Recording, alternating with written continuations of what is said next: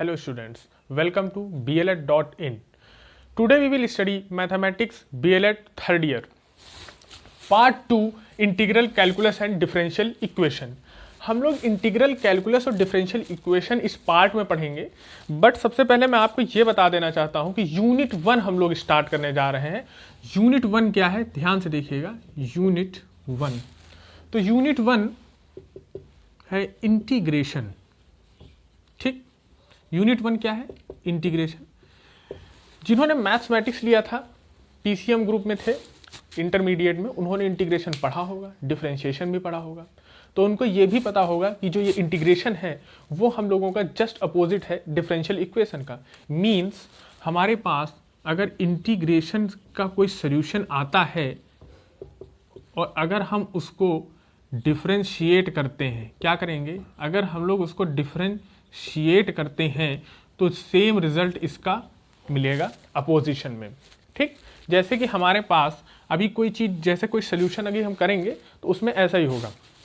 But first of all मैं आपको बताना चाहता हूँ कि इंटीग्रेशन वर्ड आया कहाँ से है. तो जो इंटीग्रेशन वर्ड है वो हमारा जो है ग्रीक वर्ड है एक. ठीक, इंटीग्रेशन एक ग्रीक वर्ड है. इंटीग्रेशन मीन्स होता है टू सम अप. क्या होता है, टू सम अप और to increase. To sum up और इंक्रीज, या तो हमारा इंटीग्रेशन सम अप करता है कुछ या फिर इंक्रीज कर देता है. तो लेकिन बट इंक्रीमेंट ही मेन इसका प्रोसेस है. कोई भी चीज़ है, जैसे आपके पास कहीं x की पावर क्यूब है तो ये x की पावर 4 में इंक्रीमेंट करेगा कुछ ऐड या डिवाइड करके. ठीक, समझ गए. तो इंक्रीमेंट इसका क्या है, प्रोसेस है. और क्योंकि ये हमारा जो s है वो ऐसा होता है, यहीं से सिंबल डराइव हुआ है इंटीग्रेशन का, तो ये है इंटीग्रेशन का आपका सिंबल. ठीक है, तो इंटीग्रेशन का ये सिंबल है. इंटीग्रेशन हमारा जस्ट अपोजिट डिफरेंशिएशन का है. ये की पॉइंट्स हैं, आप लोग अपनी कॉपी में नोट कर सकते हैं. इंटीग्रेशन जस्ट डिफरेंशिएशन का अपोजिट है. इंटीग्रेशन के मीन्स सम अप और टू इंक्रीज होता है. इंटीग्रेशन का सिंबल ये होता है. ठीक है, क्या होता है सिंबल, ये सिंबल है इसका. अब एक बात आपको मैं बताऊं कि इंटीग्रेशन के पार्ट्स भी होते हैं, सिर्फ एक, ये सिर्फ इंटीग्रेशन नॉर्मली तो होगा नहीं, इंटीग्रेशन कई पार्ट्स में होता है. सबसे पहले मैं आपको इंटीग्रेशन का सोल्यूशन कैसे स्टार्ट करते हैं, डिफरेंशिएशन कैसे इसका अपोजिट है, इसको प्रूफ करके दिखाऊंगा. उसके बाद हम लोग फर्दर इसमें मूव करेंगे पार्ट्स पर. ठीक है, देखिए इंटीग्रेशन अगर हमको किसी चीज़ का करना है तो पहले आपको ये पता होना चाहिए कि जो इंटीग्रेशन का क्वेश्चन होगा वो कभी भी गिवन होगा तो ऐसे होगा, x की पावर 4 dx ऐसा गिवन होगा. ठीक, मीन्स ये dx हमेशा इसके साथ लगा रहेगा और dx लगा रहेगा तभी ये क्वेश्चन सॉल्व होगा, नहीं तो ये क्वेश्चन सॉल्व नहीं होगा. अब आपने सोचा होगा कि सर इसके कुछ फॉर्मूलेज भी होंगे. अगर फॉर्मूलेज की बात करें तो इस नॉर्मल क्वेश्चन के लिए मैं आपको एक सिंगल फॉर्मूला सबसे पहले बताने जा रहा हूं. तो वो सिंगल फॉर्मूला आप लोग ध्यान से देखिए क्या है. x की power n dx integrated x की पावर n+1 upon n+1 plus C. हमेशा प्लस सी इसके कांस्टेंट में ऐड किया जाता है. ये बात मैं आपको बता दूं, अगर इसमें प्लस सी ऐड नहीं किया जाएगा तो ये क्या होगा, सोल्यूशन रॉन्ग हो जाएगा. क्यों, क्योंकि हमेशा कभी भी आप डिफरेंशिएशन करते हैं तो आपको कोई कांस्टेंट होता है वो जीरो हो जाता है. तो जस्ट डिफरेंशिएशन इंटीग्रेशन का अपोजिट है, इसलिए अगर हम इसको वापस इंटीग्रेट करते तो हमको कांस्टेंट चाहिए. अगर हमारे पास जो है फाइनाइट वैल्यू होंगी, फाइनाइट वैल्यू इंटीग्रेशन की होंगी तो क्या होगा, ये सी की वैल्यू आएगी. अब बात करते हैं, ये था आपको लिखने का तरीका, कैसे इंटीग्रेशन का क्वेश्चन लिखा रहेगा. अब हम आगे इसमें मूव करेंगे कि इंटीग्रेशन कितने टाइप्स के हैं. तो इंटीग्रेशन जो है आपके 2 टाइप्स के हैं, समझिएगा. पहला होता है इनडेफिनेट. क्या है, इनडेफिनेट. दूसरा है डेफिनेट. दूसरा क्या है, डेफिनेट. तो 2 टाइप्स के इंटीग्रेशन है. अब ये एक बात समझिए कि इनडेफिनेट जो है, जो डेफिनेट है वो हम लोग अभी नहीं पढ़ रहे हैं. ठीक, हम लोग डेफिनेट अभी नहीं पढ़ेंगे. और डेफिनेट में मैं आपको सिंपली ये बता दूं कि मीन्स होता है इसकी फिक्स वैल्यू आएगी. क्या आएगी, एक फिक्स वैल्यू आएगी. अगर इसकी फिक्स वैल्यू आती है तो इसको डेफिनेट बोलते हैं. और इनडेफिनेट के क्या होते हैं, पार्ट्स होते हैं सॉल्यूशन करने की. इसकी नॉट फिक्स वैल्यू, ये इसकी कोई वैल्यू फिक्स वैल्यू नहीं है, यानी ये वेरिएबल्स में आएगा. किस में आएगा, ये वेरिएबल्स में सोल्यूशन आएगा इसका. ठीक, अब देखिए फर्स्ट पार्ट इसका क्या है, integration by substitution. Integration by substitution.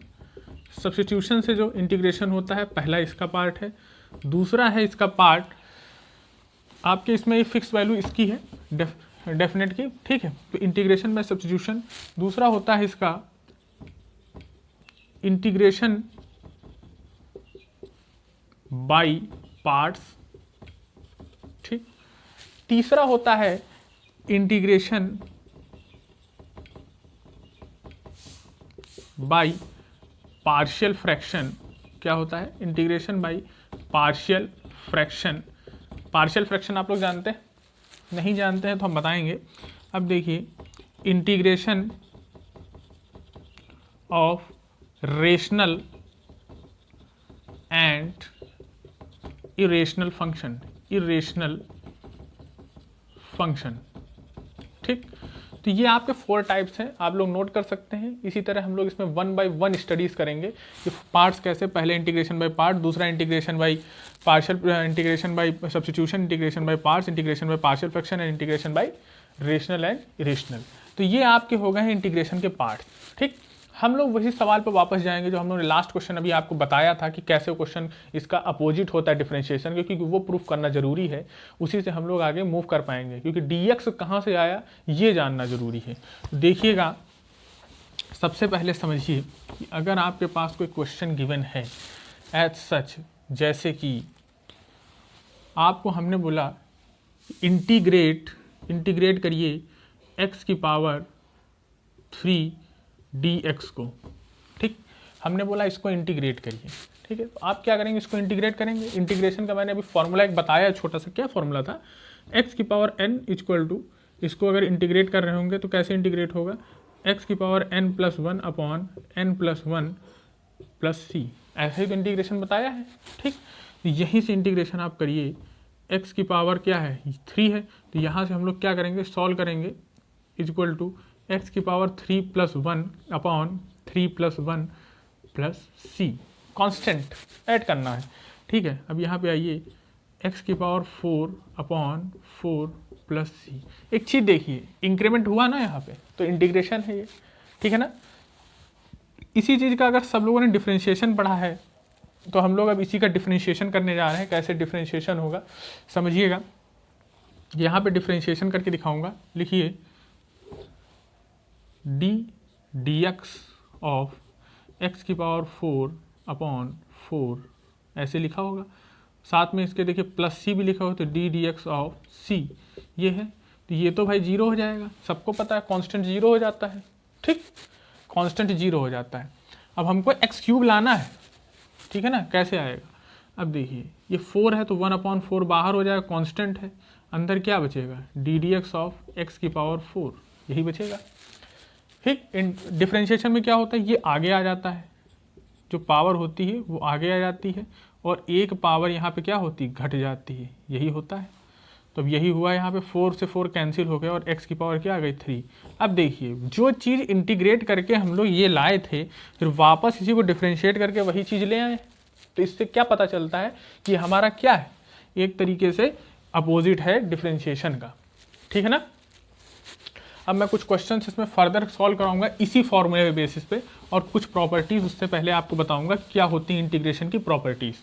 तो समझिएगा, हमारे पास इंटीग्रेशन की प्रॉपर्टीज़ कुछ इस तरह की हैं कि सबसे पहली प्रॉपर्टी ये है कि किसी भी चीज़ का, मीन्स किसी भी कांस्टेंट का जब भी इंटीग्रेशन होगा तो वो क्या होगा? जैसे अगर हमारे पास कभी लिख जाए 2dx, क्या लिख जाए? 2dx, तो इसका इंटीग्रेशन क्या होगा? मैं सब एग्जाम्पल्स करा रहा हूँ, आप लोग बहुत ईजिली इससे समझ पाएंगे, ठीक है, थ्योरी नहीं। ये देखिए 2dx हमने यहाँ पे लिख दिया है। 2dx को अगर हमको इंटीग्रेट करना है तो कैसे इंटीग्रेट होगा?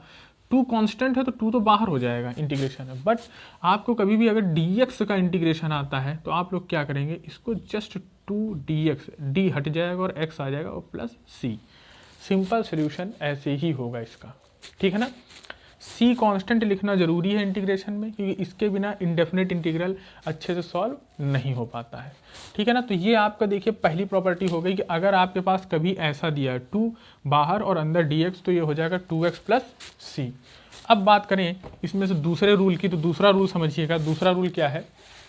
दूसरा रूल है, अगर हमारे पास e की पावर x है, इंटीग्रेट करने को आ गया e की पावर x, तो हमेशा इंटीग्रेशन में इसका e की power x plus C means e की पावर x ही इसका आंसर होगा इंटीग्रेशन में, ठीक है ना। तो ये सिंपली आप लोग को समझ जाना चाहिए कि अगर हमारे पास कोई भी e की पावर, क्योंकि आपको पता होगा अगर आपने डिफरेंशिएशन अच्छे से पढ़ा है तो e की पावर x का जो है डिफरेंशिएशन भी क्या होता है, e की पावर x ही होता है, ये भी आपको मैं बता दूं, ठीक है ना। तो e की पावर x का इंटीग्रेशन और डिफरेंशिएशन हमेशा e की पावर x, ये क्या होता है एक्सपोनेंशियल की पावर लगाते हैं हम लोग, ठीक है ना।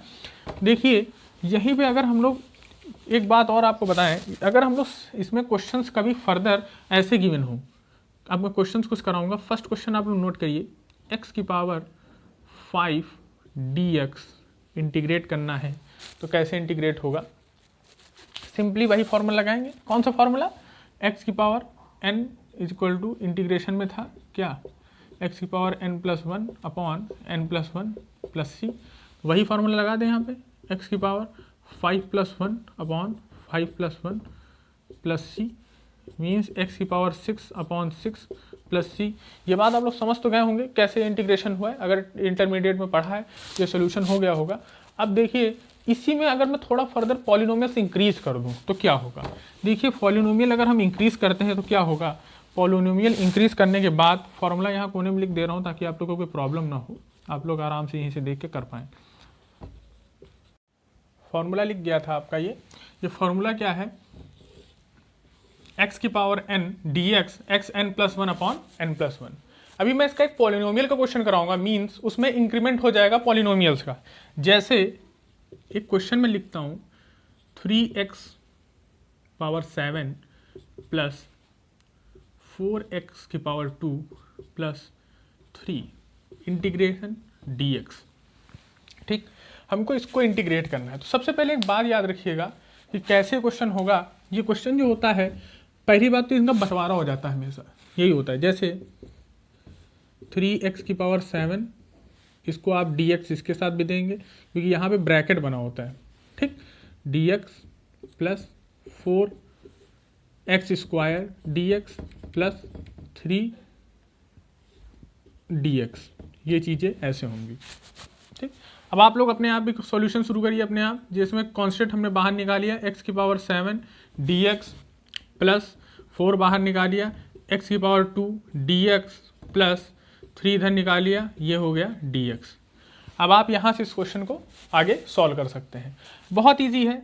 3 हमने इसको इंक्रीमेंट किया, यही फॉर्मूला लगा रहा हूँ मैं सब जगह, आपको यही फॉर्मूला लगाना है। 8 की अपॉन 8 प्लस 4 x की power 3 upon 3 plus dx integration पहले बताया क्या है, सिर्फ x और प्लस कांस्टेंट लग गया। तो यहाँ से ये क्वेश्चन हो जाएंगे। अब हम लोग जब सब्स्टिट्यूशन करेंगे, लेकिन सब्स्टिट्यूशन के पहले कुछ इंपॉर्टेंट फार्मूलेज हैं जो मैं आपको वो इंपॉर्टेंट फार्मूलेज बताना चाहता हूँ। सबसे पहले वो इंपॉर्टेंट फार्मूलेज आप लोग नोट करिए। फर्स्ट फार्मूला तो वही है जो मैंने आपको बताया है कि कोई भी अगर आपके पास नंबर है, जैसे कि पहला फार्मूला आप अपनी कॉपी पे लिखिए, यही है जो मैंने आपको बताया था इजी क्वेश्चन सॉल्व करने के लिए कि x की पावर n dx अगर गिवन होगा तो ये कैसे सॉल्व होगा, x की पावर n+1 अपॉन n+1 प्लस सी, यही होगा, ठीक है। लेकिन अब सेकंड फार्मूला क्या था, वही जो मैंने दूसरा फार्मूला आपको बताया है कि dx का अगर हम लोग इंटीग्रेशन करेंगे तो x प्लस सी यही आएगा, ठीक है। तीसरा फार्मूला लिखिए, तीसरा फार्मूला क्या है, अगर हमारे पास e की पावर x है, इसको अगर हम लोग इंटीग्रेट कर रहे हैं तो e की पावर x प्लस सी ही आएगा, सेम, कोई दिक्कत। ये हो गया आपका 3 फार्मूलेज जो आज मैंने आपको बताए हैं, ठीक है। इसमें फर्दर एक और फार्मूले जो टिग्नोमेट्रिक फंक्शन पे है, बट उससे पहले आपको टिग्नोमेट्रिक फंक्शन आने चाहिए कि टिग्नोमेट्रिक फंक्शन कौन कौन से हैं, ठीक है। एक फार्मूला और है 1 अपॉन, अगर x कभी आ जाए आपके पास, अगर 1 अपॉन x आ जाए, जैसे क्वेश्चन नंबर फॉर्मूला नंबर 4 लिखिए, integration of 1 upon x dx, अगर ऐसा कहीं आ जाए तो क्या आप इसको x इन्वर्स करके लिखेंगे, नहीं। इसका डायरेक्ट फार्मूला क्या है, log x और प्लस सी, ये आपको करना पड़ेगा। क्यों, क्योंकि डिफरेंशिएशन जब हम log x का करते हैं तो 1 अपॉन x आता है। तो ये 4 फार्मूलेज हैं आपके मेन अभी से, जो क्योंकि ये फार्मूले अगर आपको नहीं आएंगे तो कोई भी फार्मूला आप बना भी नहीं पाएंगे। अब मैं आगे कुछ फार्मूला लिख रहा हूँ, फार्मूला नंबर 5 समझिए। फार्मूला नंबर 5 क्या है, देखिए फॉर्मूला नंबर 5 ये कहता है कि अगर हमारे पास कोई भी, जैसे कि a की पावर x dx है, इंटीग्रेट कर रहे हैं, तो हमारे पास जो a की पावर x आया है ये इंटीग्रेशन होगा a की पावर x log जो भी कांस्टेंट वैल्यू आएगी बेस उसका नहीं होगा। जैसे कि e base to the a होगा, e मीन्स जानते हैं बेस e और 10 दो होते हैं, हम लोग e लेके चल रहे हैं, आएगा a प्लस सी। ये हो गया आपका 5th फॉर्मूला। तो ये फॉर्मूला भी आपको याद रखना है। अब दो ट्रिग्नोमेट्रिक फंक्शन जो मेन है उनका फॉर्मूला बताऊंगा कि जो जस्ट अपोजिट है आपके डिफरेंशिएशन के। जैसे कि अगर हमारे पास साइन x का इंटीग्रेशन करते हैं 6th, आइए अगर हम लोग साइन x का इंटीग्रेशन करेंगे तो हमको क्या मिलेगा, माइनस कॉस x प्लस सी। वहीं अगर हम लोग इसका इंटीग्रेशन करेंगे मीन्स कॉस x dx तो हमको मिलेगा साइन x प्लस सी। तो ये आपके 7 अब फॉर्मूलेज हो चुके हैं। फर्दर tan का भी फॉर्मूला है, बट tan का फॉर्मूला जो है लॉग लगाकर है, इसलिए हम लोग सेक का फॉर्मूला करेंगे। जो सेक का फॉर्मूला होगा, जैसे सेक स्क्वायर x dx अगर हमको फॉर्मूले में लिखना है तो क्या होगा उसका, देखिएगा सेक स्क्वायर x dx का फॉर्मूला होगा tan x प्लस सी। ठीक है, तो tan x प्लस सी इसका फॉर्मूला होगा। आपको कोई क्वेरीज अगर इसमें से आती हैं तो आप लोग बताएंगे, क्योंकि इंटीग्रेशन में अब मैं सब्स्टिट्यूशन नेक्स्ट जब शुरू करूंगा तो उससे पहले आपको कुछ फॉर्मूलेज और बताऊंगा। तो आप लोग क्या करिएगा, कोशिश ये करिएगा कि हमेशा ट्रिग्नोमेट्रिक फंक्शंस याद रखिए। जो ट्रिग्नोमेट्रिक फंक्शन या ट्रिग्नोमेट्रिक फॉर्मूलेज हैं वो अगर आपको याद नहीं होंगे तो आप लोग बिल्कुल भी नहीं कर पाएंगे। आपको मैं एक बात और बता दूं कि ये जो फॉर्मूलेज हमने यहाँ लिखे हैं ये पूरे ट्रिग्नोमेट्रिक फंक्शन भी बेसिस पर है, और ट्रिग्नोमेट्रिक फंक्शन आपको पूरे याद करने हैं। अगर आप ट्रिग्नोमेट्रिक फंक्शन नहीं याद करेंगे तो आप लोग को कोई भी फॉर्मूले नहीं कर पाएंगे। सब्स्टिट्यूशन में क्या होता है, सब्स्टिट्यूशन नाम से ही आपको समझ में आ रहा है, तो सब्स्टिट्यूशन ही हम लोग नेक्स्ट क्लास में स्टार्ट करेंगे और वहीं से हम लोग फॉर्मूलेज एक्सप्लेन करके फिर सब्स्टिट्यूशन करेंगे। Thank you students.